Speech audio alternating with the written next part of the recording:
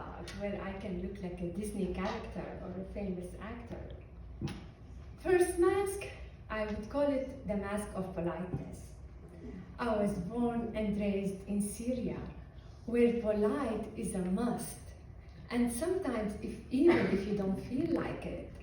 For instance, if a friend wants to come for a cup of coffee, even if you are very busy, you have to say, oh, I would love to see you, even if it's gonna ruin your day.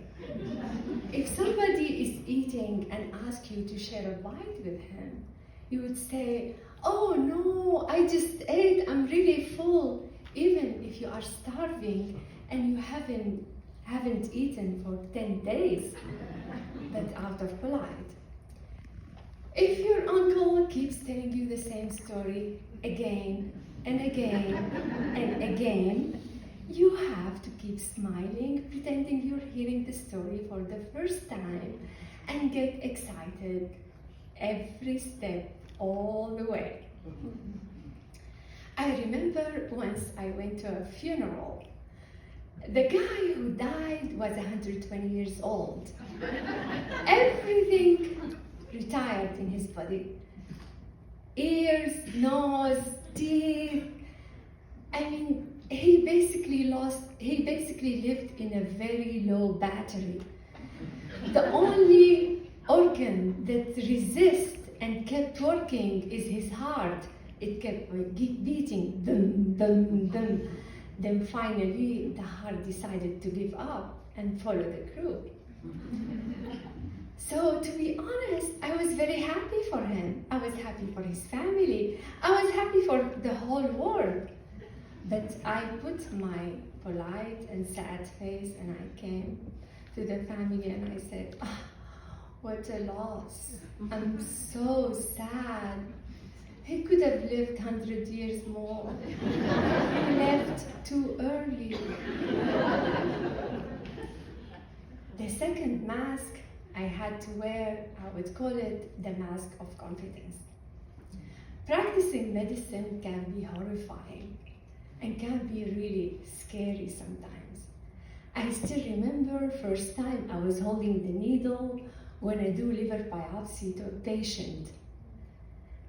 Any mistake, any simple mistake can lead the needle to go into another organ and can cause lots of complications. One of them is death. So every cell in me was shaking.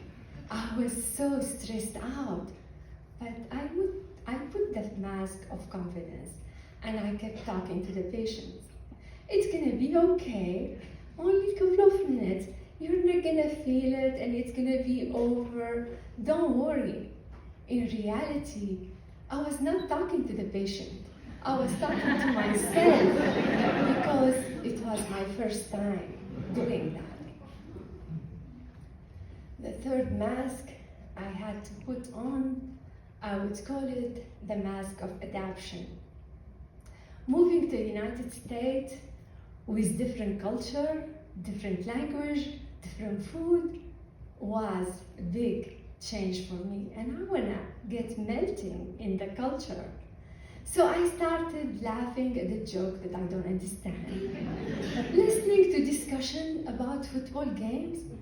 Come on, football games where there is no foot and no ball, but it's still a football game. Get it. I still remember the time when a friend of mine invited me for dinner. And he asked me to choose my lobster. I looked and I saw a live lobster looking into my eyes. And I felt like he was talking to me. Do you want me to be in your stomach tonight? No, thank you. The fourth mask, my favorite mask, when I opened my Facebook account. And I started putting all those pictures about me having fun, having good life, all the success, all the exotic place that I go to before I visit my therapist. I think really they should change the name of the Facebook. They should probably say fake book, or for the sake of our meeting tonight, they should call it the mask book, because nothing in it is true. The final mask that I had to wear, that was 8 years ago, when I was diagnosed with a vicious disease, no treatment. The only way to control it is to have oral chemotherapy for the rest of my life. I didn't want to be in this category.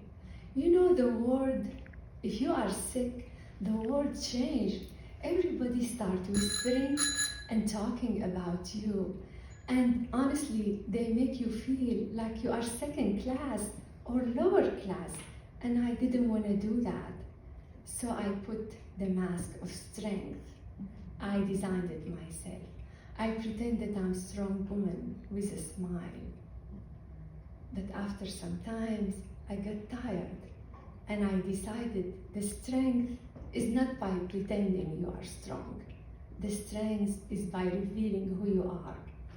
So here to my mask.